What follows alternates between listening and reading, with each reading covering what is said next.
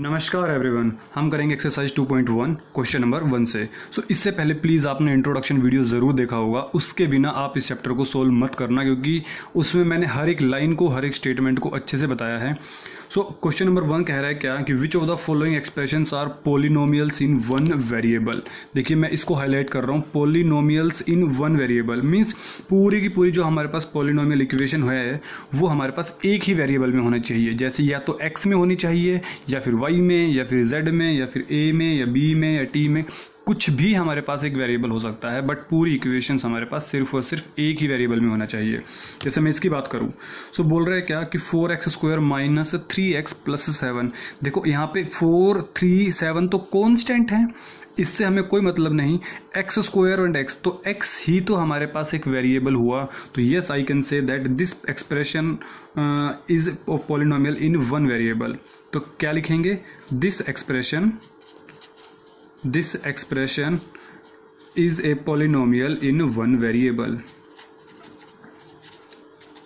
polynomial in one variable। तो हमने देखा कि सिर्फ एक ही तो वेरिएबल है हमारे पास, दैट इज x। तो सेकंड पार्ट को अगर मैं करूं कि y² प्लस में √2, तो देखो यहाँ पे भी हमारे पास सिर्फ एक ही वेरिएबल है, दैट इज y। तो yes I can say that this expression is a polynomial in a one variable। ठीक है, तो is a polynomial in one variable. तो इस स्टेटमेंट को आप बार बार लिख सकते हैं, बस जो नहीं होगा वो हम देखेंगे। अगर थर्ड पार्ट की बात करूं थर्ड पार्ट हमारे पास क्या कह रहा है, 3√t प्लस t√2। देखो आप मेरी बात समझो, मैंने इंट्रोडक्शन वीडियो में अच्छे से बताया था कि पोलिनोमियल हमारे पास, मैं यहाँ पे बता देता हूँ कि पोलिनोमियल इक्वेशन हमारे पास सिर्फ और सिर्फ वही होगी जिसके अंदर कोई भी अगर वेरिएबल होता है तो उसकी पावर हमारे पास होल नंबर होनी चाहिए। अगर होल नंबर नहीं है तो हमारे पास पोलिनोमियल इक्वेशन नहीं होगी। मैंने इस टॉपिक को इंट्रोडक्शन वीडियो में 2-3 बार बताया था, इस चीज़ को एग्जाम्पल भी दिए थे। जैसे एग्जाम्पल कहूँ कि x² ये पोलिनोमियल है, बट x की पावर 1/2 ये हमारे पास पोलिनोमियल नहीं है क्योंकि यहाँ पे पावर हाफ है और half is not a whole number. Whole number होते हैं जो 0 स्टार्ट हुए, 0, 1, 2, 3, 4 स्टार्ट एंड इन्फिनिटी तक। बट यहाँ पे क्या बोला गया, 3√t। देखो यहाँ पे वेरिएबल से मतलब है मुझे, यहाँ पे √2 है, इससे कोई मतलब नहीं। अगर सिर्फ इतना होता t√2 तो ये हमारे पास एक पोलिनोमियल होता, बट एक्चुअली है हमारे पास 3√t। ये हमारे पास, इसकी पावर कितनी हो जाएगी, अगर मैं इसको लिखना चाहूँ तो रूट का मतलब क्या होता है, पावर हाफ प्लस में t√2। यहाँ पे तो हमारे पास पावर 1 है, इससे हमें कोई ऑब्जेक्शन नहीं, 1 हमारे पास एक होल नंबर आता है, बट t की पावर हाफ है, half is not a whole number. So this algebraic expression is not a polynomial. जब पोलिनोमियल ही नहीं है तो हमें बाकी चीज़ें कोई कनेक्शन नहीं, तो हम क्या लिखेंगे, the algebraic expression is not a polynomial. This algebraic expression, देखो ये सारे के सारे हमारे पास एल्जेब्रिक एक्सप्रेशंस होते हैं, जितने भी हम पॉलिनोमियल्स इक्वेशन लिखते हैं ना वो सब। This algebraic expression is not a polynomial. क्यों, लिखना चाहो तो लिख सकते हो, रीजन आप लिख देना, because the degree of T is not a whole number, simple. ठीक है, या फिर exponent of the variable in the लिखना चाहो तो लिख दो, एक्सपोनेंट लिखो या डिग्री लिखो, है ना, तो डिग्री लिख दो। Degree of a variable, degree लिखना कोमा लगा के, degree of variable is not a whole number. बस इतनी सी बात आपको लिखनी पड़ेगी। देखो एग्जाम में आता सबको सब कुछ है, लेकिन अटेम्प्ट करने का तरीका है, उससे बच्चे अपने मार्क्स कटवा लेते हैं। तो प्लीज़ अटेम्प्ट इस तरीके से करो, कितना अच्छा लगेगा एग्जामिनर को। अब एग्जामिनर भी खुश और आप भी खुश। तो y + 2y। अब सुनो मेरी बात, क्या ये पोलिनोमियल इक्वेशन है? नहीं है पोलिनोमियल। क्यों नहीं है? क्योंकि इसको हम क्या लिखेंगे, y + 2। देखो यहाँ पे पावर 1 है, यहाँ पे भी 1, यहाँ पे भी 1, लेकिन जब ये ऊपर जाएगा तो हमारे पास y की पावर 1 है, ये ऊपर जाने के बाद -1 बन जाएगा। अब हमें देखना है, अब इसकी पावर तो 1 है बट इसकी पावर -1 है। So I can say that this again is not a polynomial. क्यों? क्योंकि इसकी पावर -1 है, -1 is not a whole number. Whole number वो होते हैं जो 0 से स्टार्ट हो, 1, 2 dash dash dash up to infinite. इस वाले के आंसर, जो आंसर लिखोगे वो सेम लिखोगे जो यहाँ पे लिखोगे। क्लियर और नोट? सेम बात लिख देना, दोनों लाइन यहाँ पे लिख देना। This algebraic expression is not a polynomial because degree of variable is not a whole number. ठीक है। So now move to the fifth part. बोल रहे क्या कि x की पावर 10 प्लस y की पावर 3 प्लस t की पावर 50। सो आपको क्लियरली दिख रहा है कि यहाँ पे पावर 10 है, 3 है एंड 50 है, तीनों के तीनों होल नंबर तो है। So it means this expression is polynomial in 3 variables. यहाँ पे हमारे पास 3 वेरिएबल्स हो गए हैं, ठीक है। x भी वेरिएबल, y भी वेरिएबल, t भी variable. So this expression is polynomial, लिख दो a, पॉलिनोमियल इन 3 वेरिएबल। क्योंकि 3 वेरिएबल कौन कौन से हो गए हमारे पास, x भी वेरिएबल है, y भी वेरिएबल है एंड t भी वेरिएबल है। क्लियर और not? So this is all about your question number 1। Now move to the question number 2, ठीक है। सो देखो क्वेश्चन का लेवल बहुत ही सिंपल है अगर आपके बेसिक कॉन्सेप्ट्स क्लियर हैं। So now move to the question number 2। Question number 2 says write the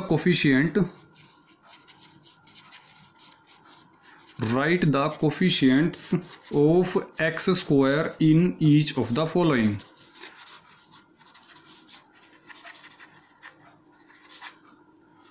देखो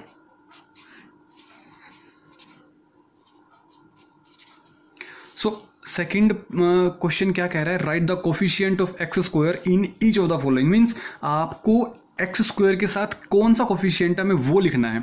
अब सुनो मेरी बात, क्या मैं कह दूं कि जो एक्स स्क्वायर के साथ देखो जो कोफिशिएंट होगा, इसको मैं अगर गौर फरमाऊं तो एक्स स्क्वायर के साथ तो हमारे पास सिर्फ 1 ही है, 1 से ही तो मल्टीप्लाई हो रहा है। हमें सिर्फ इसकी बात करनी है। देखो मैं इसको थोड़ा जूम करके लिखना चाहूँ तो 2 plus x square plus x. तो यहाँ पे हमारे पास इसके साथ क्या है, जब कुछ नहीं होगा तो 1 ही होगा, 1 multiply by x square. It means इसके अंदर जो कोफिशिएंट होगा हमारे पास वो कितना है, तो कोफिशिएंट ऑफ एक्स स्क्वायर कितना हो जाएगा हमारे पास यहाँ पे 1। ठीक है बच्चे। So now move to the second part. Second part says what कि 2 minus X square plus X cube. देखो यहाँ पे गलतियां कर देते हैं बच्चे कि यहाँ पे 1 समझते हैं, लेकिन यहाँ पे एक्चुअली -1 है।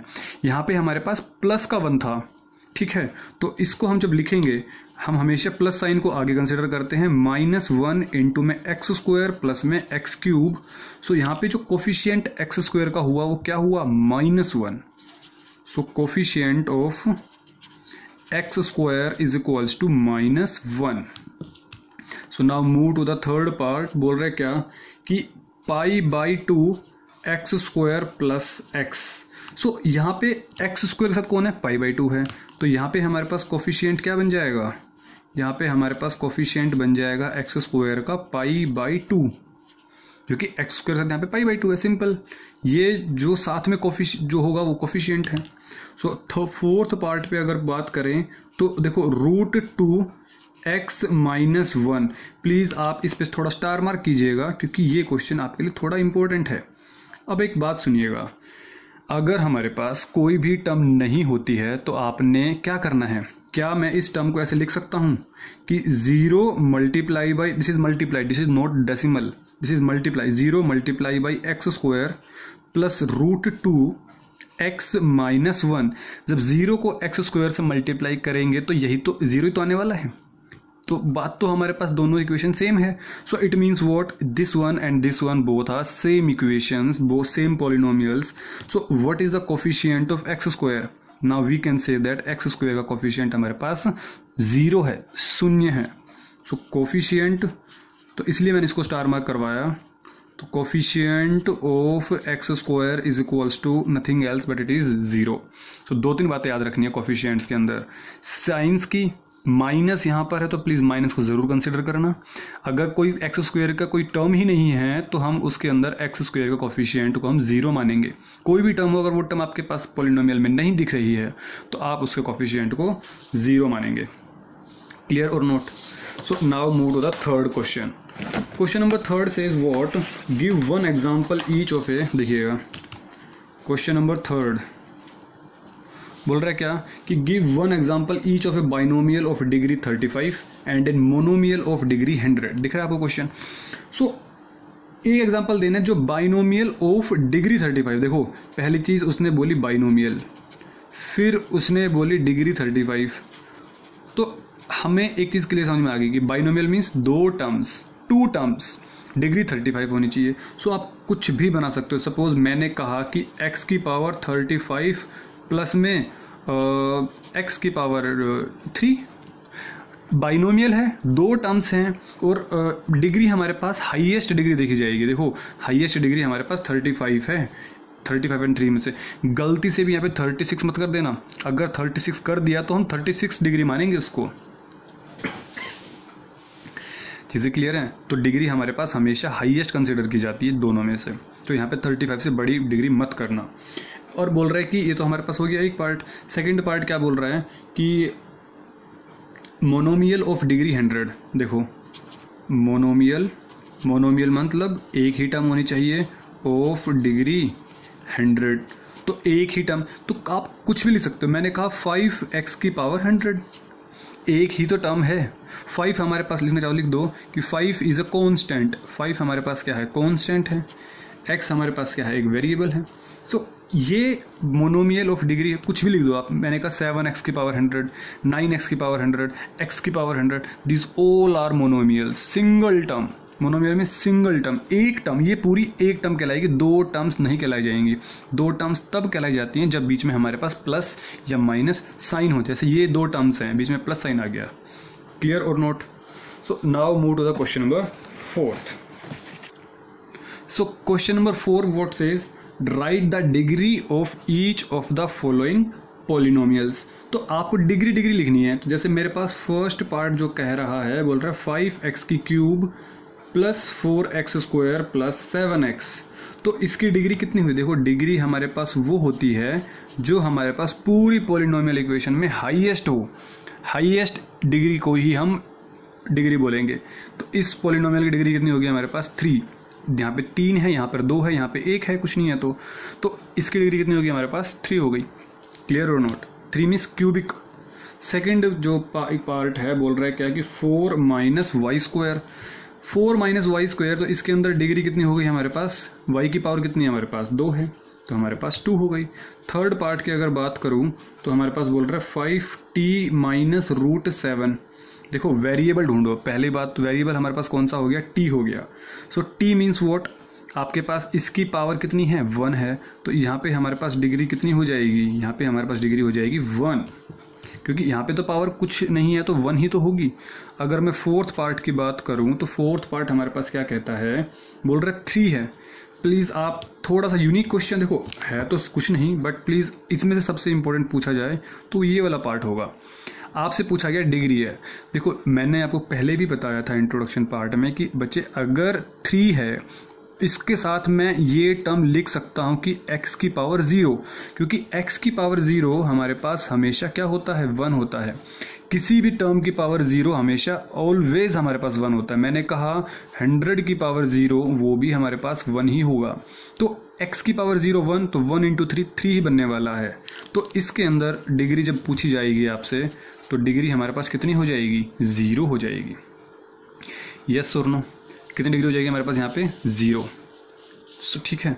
So now move to the question number 5। देखो कितनी सिंपल एक्सरसाइज है आपकी यार, कितना सिंपल चैप्टर है आपका ये। मैं तो कहता हूँ इससे सिंपल चैप्टर आपको देखने को नहीं मिलेगा। अगर आपकी चीज़ें क्लियर हैं, कॉन्सेप्ट्स क्लियर हैं, तो इससे इजी चैप्टर आपको नहीं मिलेगा। यस और no? So now move to the question number 5। So question number 5 says what? बोल रहा है कि classify the following as linear, quadratic and cubic polynomial. देखिए लीनियर इक्वेशन कौन सी होती है हमारे पास? जिसके अंदर डिग्री जो होती है वो 1 होती है। कितनी होती है? डिग्री 1 होती है। क्वाड्रेटिक कौन सी होती है बच्चे? क्वाड्रेटिक इक्वेशन हमारे पास वो होगी जिसके अंदर डिग्री 2 होती है। और क्यूबिक इक्वेशन कौन सी होती है हमारे पास? जिसके अंदर डिग्री 3। हाईएस्ट डिग्रीज की बात कर रहा हूँ एक पर्टिकुलर पॉलिनोमियल इक्वेशन में। So first part says what कि एक्स स्क्वायर प्लस एक्स। इसमें देखो हाईएस्ट डिग्री कितनी है हमारे पास? यहाँ पे डिग्री 1 है x की, यहाँ पे हमारे पास डिग्री 2 है। तो हाईएस्ट डिग्री कितनी हो गई हमारे पास? 2।